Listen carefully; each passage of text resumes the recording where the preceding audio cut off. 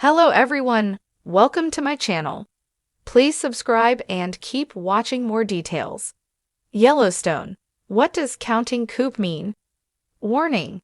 The spoilers ahead for Yellowstone Season 5, Episode 12, Counting Coup. Yellowstone Season 5, Episode 12 is entitled Counting Coup, demonstrating how important this concept is to the story. Throughout Counting Coup, Case, Luke Grimes, focuses on finding out more details about who had killed John and getting vengeance, while Beth, Kelly Rayleigh, is sidetracked by Yellowstone Season 5, Episode 12's unnecessary death from her mission of confronting Jamie, Wes Bentley, about his role. Case talks with a contact and learns the name of the man who was behind the assassination. After learning this, Case again needs to leave his family in the dark to carry out his plans, promising Monica only that he would be careful and would return home safely. Casey's actions continue the investigation arc that had begun with Yellowstone's medical examiner in Season 5, Episode 11, though at this point he knows what happened to John and is beginning to confront the people responsible in order to get vengeance. Once Case learns that Grant Horton is responsible for John's death, he tracks him down and slips into his car while Horton is taking his young daughter home from soccer practice. Casey's decision to hold the little girl at gunpoint and scream at her that she better be scared seems out of character for him. However, it is the best way for him to put Grant on notice that he knows what he did and is prepared to take revenge. Yet another character died in Yellowstone Season 5, Part 2 in Counting Coup, following in the footsteps of John Dutton's and Sarah Atwood's demises. Although Case threatens Horton, he does not kill him, though he makes it clear he could take him and his whole family out if he wanted to.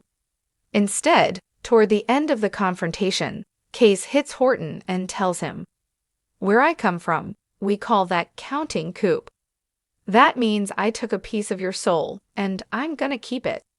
This idea is clearly important to both Case and Mo. Mo brings plenty, as the latter makes a point of asking the Dutton if he counted Coup when he picks him up after his encounter with Grant. Counting Coup is an indigenous custom via Buffalo Bill Center of the West.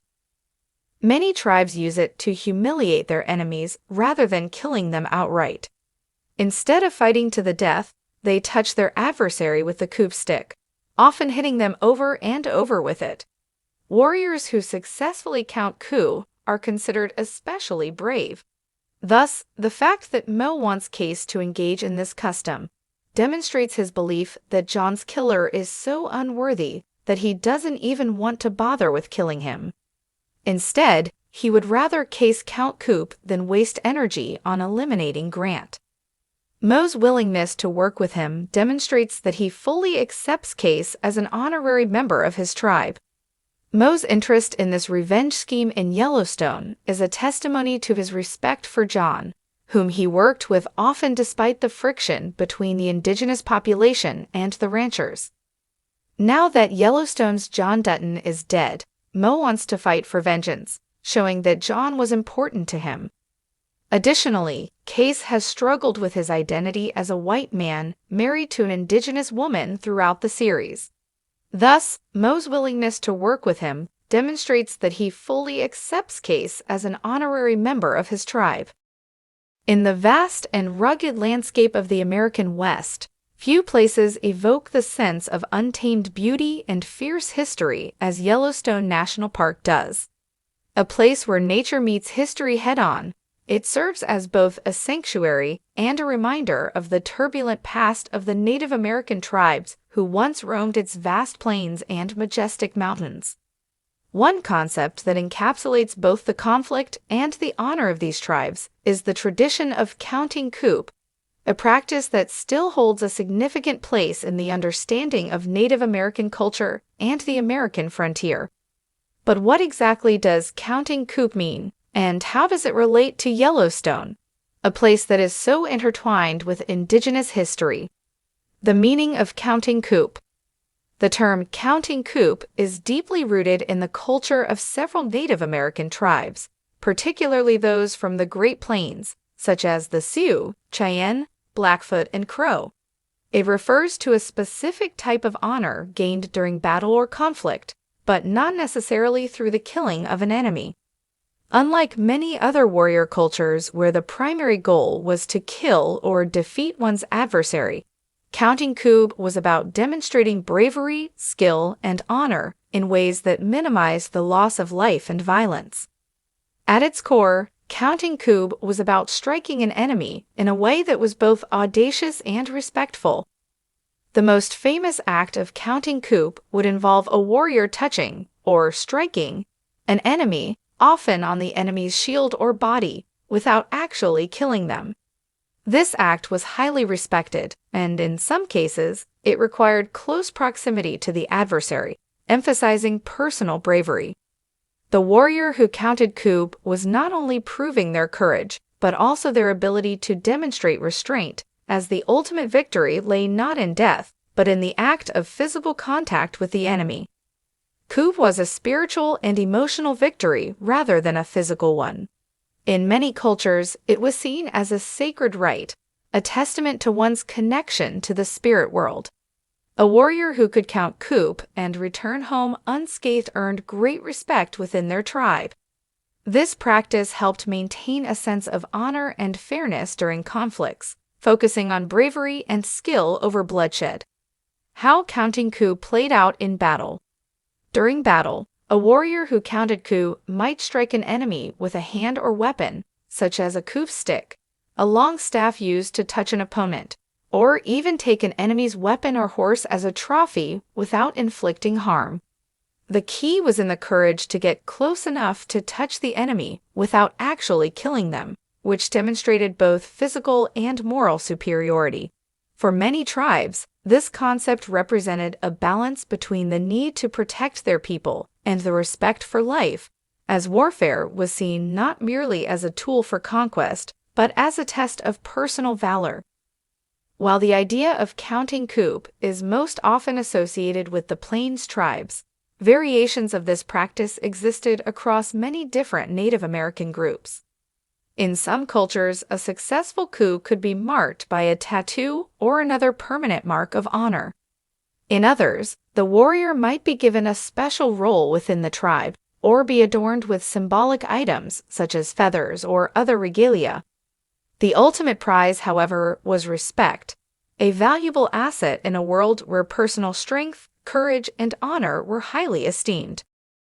Counting coup in Yellowstone, with its awe-inspiring landscapes, was once the heartland of many Native American tribes, including the Crow, the Shoshone, the Nez Perce, and others. The park's vast wilderness, fertile valleys, and proximity to the Yellowstone River made it a key location for hunting, spiritual practices, and trade. In this region, the culture of counting coup would have played an important role, as these tribes navigated the complex relationships of cooperation, competition, and conflict. For the Native American tribes of Yellowstone, counting coup wasn't just a form of battlefield honor. It was also a way to establish dominance over the land, animals, and even rival tribes in a way that was deeply spiritual. A warrior who counted coup in the Yellowstone region would have likely gained prestige, not only among his own people, but also in the eyes of neighboring tribes. This act would have symbolized a deep connection to the land, to their ancestors, and to the spiritual forces that were believed to inhabit the wilderness. The symbolism of counting coup in the context of Yellowstone. Beyond the battlefield, counting coup in Yellowstone could be seen as a representation of the delicate balance between humanity and nature. For tribes that lived in the area, the environment was not merely a backdrop to human life, but an active participant in their culture and spirituality. The rivers, mountains, and forests of Yellowstone were as important to the identity of the tribes as their people. In this sense, counting coup in Yellowstone wasn't just a demonstration of bravery toward other humans. It could be a symbolic act of courage in facing the wild and the unknown. The wilderness of Yellowstone would have presented countless opportunities for warriors to demonstrate their strength and skill in ways that extended beyond the battlefield. For example, A warrior might prove his prowess by completing a dangerous hunting expedition or by performing feats of survival in the harshest of environments. Much like counting coup in battle, these acts of bravery were ways of asserting dominance over nature itself, showing the world that they were in control, not only of the enemy but of the land itself. Counting coup in modern times, legacy and continuation. In the modern era, the practice of counting coup no longer takes the form of physical strikes on the battlefield, but its spirit endures. Native American tribes continue to honor their warrior traditions through dance, art, and storytelling, often reflecting on the significance of counting coup in both historical and contemporary contexts. The concept of counting coup has become a symbol of nonviolent resistance, resilience, and the power of tradition, even in the face of adversity.